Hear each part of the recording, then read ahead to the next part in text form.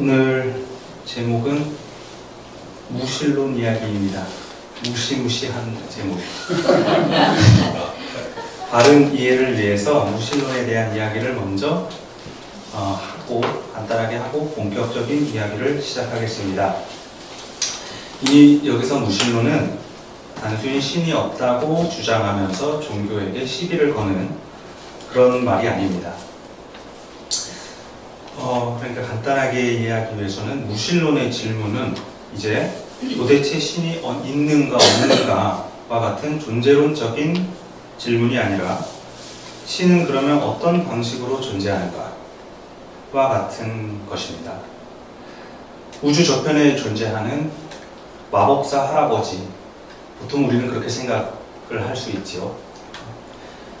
마법사 할아버지와 같은 그런 지혜자, 신이 우리의 간절함을 보시고 마음이 내키면 도와주는 그런 신. 그래서 우리는 그 마음을 내키기 위해서 하나님과 계속 관계하는 그런 신. 전능한 계획과 예정 안에서 모든 것을 운행하는 절대적인 하나님, 그런 신관을 유신론이라고 합니다.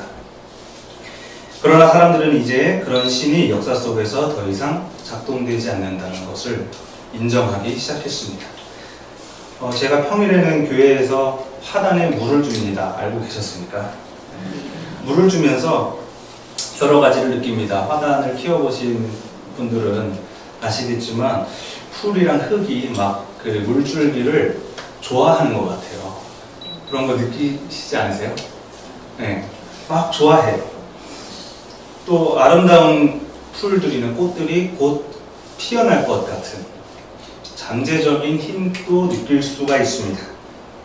또 주일에 이 화단이 예배에 참석하기 위해서 오시는 교우들을 환하게 맞아준다면 얼마나 교우들이 밝은 마음으로 예배에 들어올 수 있을까를 막 생각하면 두근거리기도 합니다. 진짜요?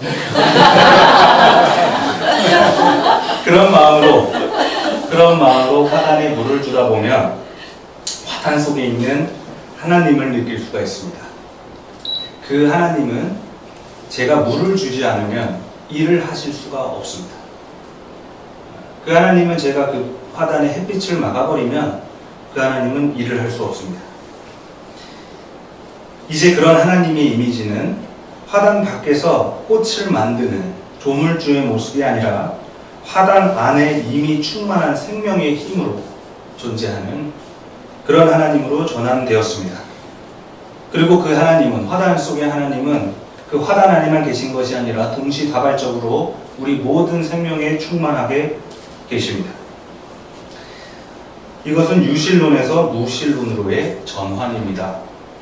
이제 본격적인 이야기를 시작해 보도록 하겠습니다. 제가 만약 이 자리에서 커다란 비밀을 하나 밝히겠습니다. 저는 사실 하나님입니다. 이러면 무슨 생각이 드십니까? 황전도다, 미쳤구나. 드디어 사이비 교주가 되려고 그런 생각. 혹은 신성모독이다.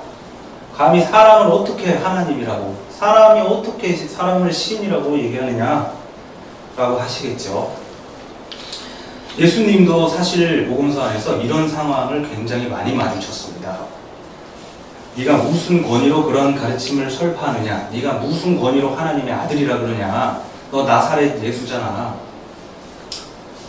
나는 하나님의 아들입니다, 신성모독이다, 막 이런 대화들을 굉장히 많이 보셨죠.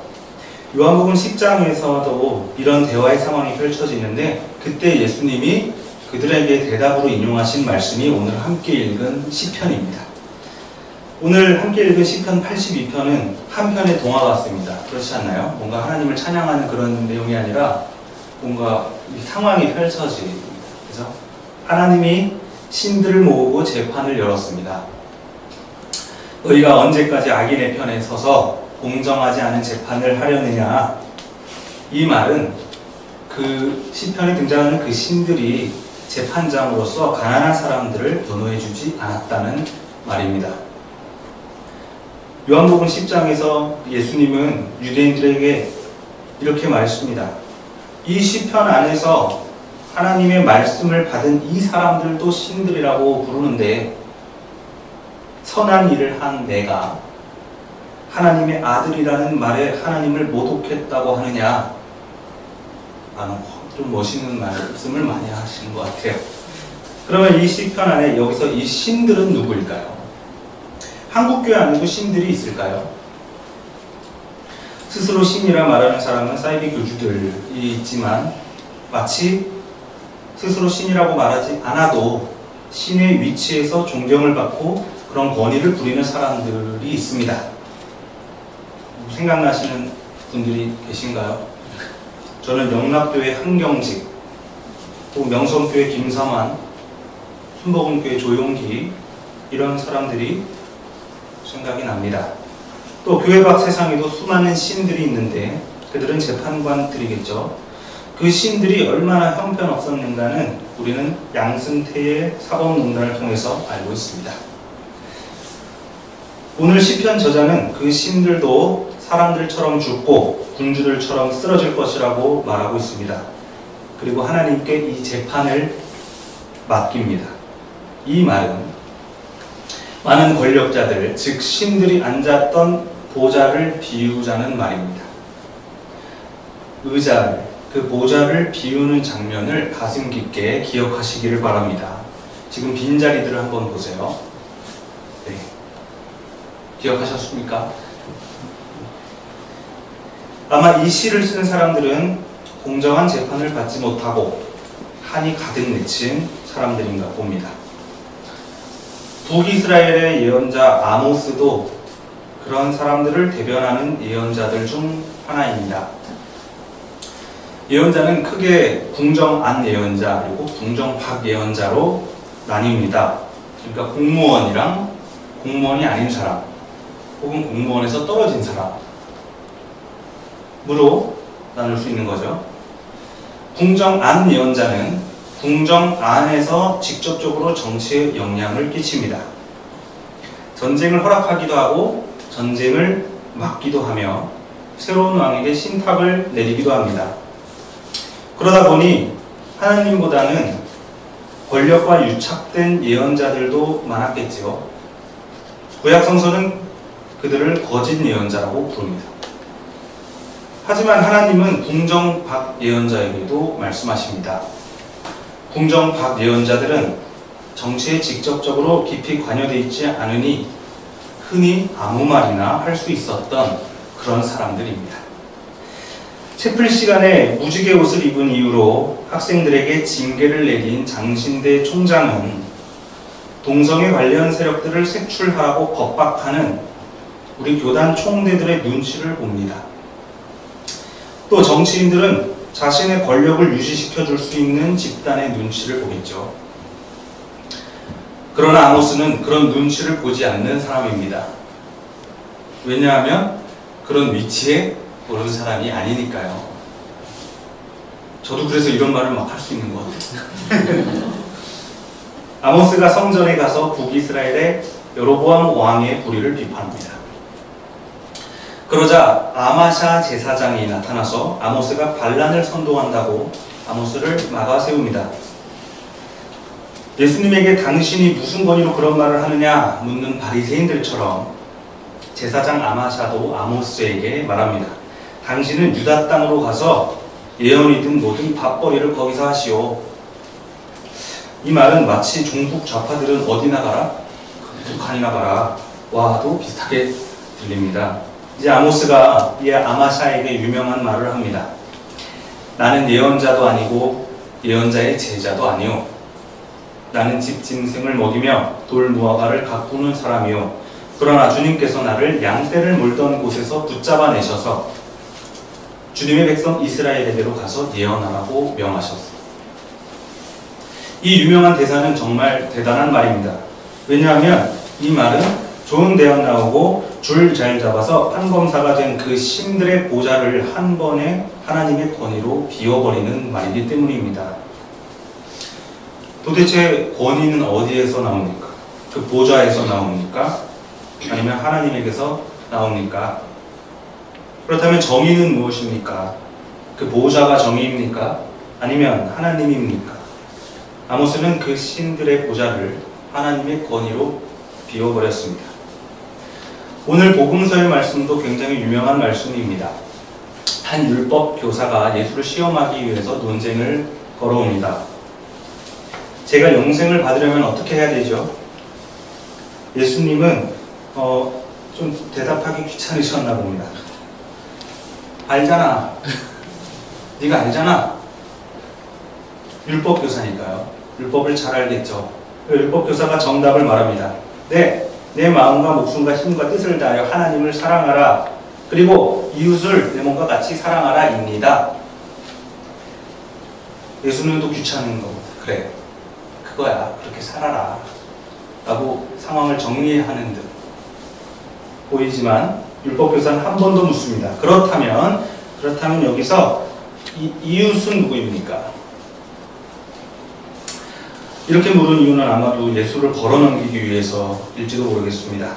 왜냐하면 당시 유대인들의 이웃의 범위는 유대인으로 한정되었기 때문입니다. 그 범위 밖의 사람들을 옹호했다가는 그 범위 밖의 사람들까지도 그 범위 안으로 이야기했다가는 예수를 책잡을 수 있기 때문이죠. 이제 예수는 그 유명한 선한 사마리아인 이야기를 들려줍니다. 강도 만난 사람이 길가에 쓰러져 있습니다. 그 사람이 예루살렘에서 여리고로 갔던 걸 보니까 유대인인가 봅니다. 유대인이 강도를 만나서 길가에 피를 흘리며 쓰러져 있습니다. 첫 번째 그를 만난 사람은 누구죠? 제사장입니다. 제사장을 하지만 그를 돕지 않고 지나쳤습니다. 누군가 만약 그 제사장에게 왜 돕지 않았냐고 책임을 묻는다면 그 제사장은 아마도 나는 거룩해야 되는 사람이니까 피를 만지면 안 돼 라고 대답했을지도 모르겠습니다. 왜냐하면 율법의 피를 만지면 부정하다고 나와 있기 때문입니다. 두 번째로 그를 지나쳐간 사람은 레위인입니다. 레위인은 유대 지파 중에서도 거룩한 혈통을 가지고 있습니다. 제사장도 레위인만 할 수 있고요. 레위인은 교회 성물도 레위인만 만질 수가 있습니다. 이동시킬 거나 청소할 때나 교회에서 성전에서 일하는 사람은 레위인입니다. 그 거룩한 혈통을 가진 레위인도 강도 만난 사람을 지나쳐갔습니다. 세 번째로 그 사람을 지나쳐간 사람은 사마리아인입니다. 그들은 이방인과 피가 섞였다는 이유로 멸시를 당하던, 더러운 피라고 멸시를 당하던 그런 사람이었습니다만 그 사마리아인은 그 강도 만난 사람을 보자마자 시근한 마음으로 그를 돕고 여간에 돈까지 맡기면서 끝까지 돕습니다. 예수는 이제 율법교사에게 다시 묻습니다. 누가 강도 만난 사람의 이웃이 되어주었느냐? 율법교사는 멍 때리며 말합니다. 자비를 베푸는 사람입니다. 이웃이 누구냐는 질문에 도대체 우리가 누구까지 보살펴야 되는지, 누구까지 보살피면 되는 건지, 아니면 누구부터 차별하면 되는지, 이런 어리석은 질문 앞에 예수는 누가 고난을 당한 사람의 이웃이 되어주었냐고 되묻습니다. 이제 이웃이라는 것은 신분이나 계급, 출신처럼 존재론적인 것이 아닙니다. 이제 이웃을 말해주는 것은 더 이상 그 사람이 어디 출신인지, 어디 계급인지, 도대체 누구인지를 말해주는 것이 아니라 단지 고난을 보살피는 행위가 되었습니다. 이웃은 존재가 아니라 행동입니다. 그 자비로운 행동은 누구의 것이었습니까? 거룩하다고 신들처럼 존경을 받던 제사장이었습니까? 아니면 멸시를 당하던 사마리아인이었습니까? 예수는 선한 사마리아인 이야기를 통해서 그 신들의 보좌를 비워버린 것입니다. 세민족교회가 성령을 받은 후 5번째 주일이 되는 오늘, 이제 우리의 문제는 도대체 우리가 무엇이 되어야 할까가 아니라 이제 우리는 무엇을 해야 할까로 분명하게 옮겨졌습니다. 이제 우리 구원의 문제도 하나님의 문제도 존재가 아니라 행동이 되었습니다. 이제 더 이상 우리는 구원의 자격을 논해서도 안 됩니다. 그리스도인이라는 자격으로 구원에 이른다고 확신해서도 안 됩니다. 중요한 것은 도대체 누가 구원을 받는지, 누구까지 구원을 받는지, 어떤 종교가 진실한지, 그런 것이 아니라 우리가 지금 고난 속에 있는 생명들을 구원하고 있는가입니다. 독일의 여성신학자 도로테 쥘레는 이 본문에 하나님이 등장하지 않는다는 것에 주목했습니다. 선한 사마리아인 이야기는 철저하게 무신론 이야기라는 것입니다. 죘레는 당시 예수가 실제로는 유신론자라고 할지라도, 유신론자였겠죠. 예수가 유신론자라 할지라도 예수는 철저하게 무신론적으로 살았다고 얘기했습니다. 이 말은 무슨 뜻이냐? 예수는 하나님에게 모든 문제를 맡겨버리는 그런 수동적 신앙의 삶이 아니라 철저하게 자신이 하나님이 되어서 그 책임적 삶을 살았다는 것입니다. 예수는 하나님이 되어서 세상을 바라봤습니다. 하나님의 눈으로 세상을 바라보니 고난이 보였고, 하나님의 귀로 세상을 들으니 비명이 들렸습니다. 하나님의 입으로 세상에 전한 복음이 전해졌고, 하나님의 손으로 세상을 만지니 치유가 일어났습니다. 하나님의 발로 세상에 걸으니 십자가를 향해 묵묵히 걸어갔던 것입니다. 하나님이 된다는 것은 무엇입니까? 하나님이 된다는 것은 그 보좌에 올라서 세상 모든 부귀영광을 누리며 그 절대성을 맛보는 것, 모든 피조물을 자기 발밑에 두어 그 인정과 섬김과 숭배를 영원토록 받는 그런 것이 아니라 정반대로 그 보좌를 철저히 비어있게 하는 것입니다. 그러므로 제가 처음에 던졌던 나는 하나님입니다 라는 말은 저는 모든 것입니다 라는 말이 아니라 저는 아무것도 아닙니다 라는 말입니다. 하나님이라는 것은 모든 부와 명예를 얻는 그런 존재가 아닙니다. 오히려 모든 부와 명예를 포기하고 비워버린 그런 상태를 가리킵니다. 하나님을 더 이상 모자란 독재자의 모습으로 만들지 마시기 바랍니다. 받아도 영원토록 찬양받고 싶어하는 탐욕의 군주로 만들지 맙시다. 저는 어려서부터 하나님을 한번 보고 싶었습니다. 키는 얼마나 클지, 백인일지 정말로, 할아버지일까? 정말 내 이름을 아실까? 나는 한반도에 사는 사람인데 한국말을 할 수 있을까? 그러나 이제 그 하나님을 보고 싶은 마음이 사라졌습니다. 이제 감히 제가 그리고 우리가 하나님 같은 사람이 되고 싶어졌습니다. 이 얼마나 불가능하고 위험한 말입니까? 사실 예수를 포함한 수많은 신비주의자들은 이 깨달음 때문에 사지가 찢겨져 죽음을 맞았습니다. 지금까지도 그 보좌에 앉아있는 그 신들에게 말입니다. 존경하는 여러분, 골로새 교회로 전달된 편지를 보십시오. 세례를 받았다고, 진리를 받았다고, 그리스도인이 되었다고 모든 것이 끝나는 것이 아닙니다. 세민족교회 교인이 되었다고 정의로운 사람이 되는 것은 더더욱 아닙니다. 진리의 말씀을 이미 들은 골로새 교인들이었지만 그들에게조차 선한 일을 통해서 합당한 열매를 맺으라고 성서는 말하고 있습니다. 여러분은 이제 어떤 일들을 하시겠습니까? 우리 세민족교회는 어떤 일들을 해야 하겠습니까? 교회 안에서 하나님 찬양만 하시겠습니까? 아니면 서로를 돌보면서 서로에게 평안만을 찾아주시겠습니까? 아니면 교회 밖으로 나가서 하나님처럼 당당하게 주님의 일을 하시겠습니까? 가끔은 서로에게 기대는 것처럼 너무 외롭고 아무것도 보이지 않을 때 하나님에게 기대십시오. 그러나 평생을 기대있지 마시기 바랍니다.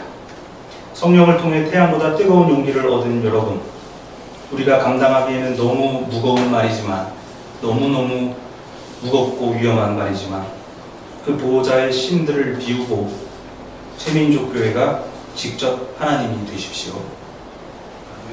주신 말씀을 묵상하겠습니다.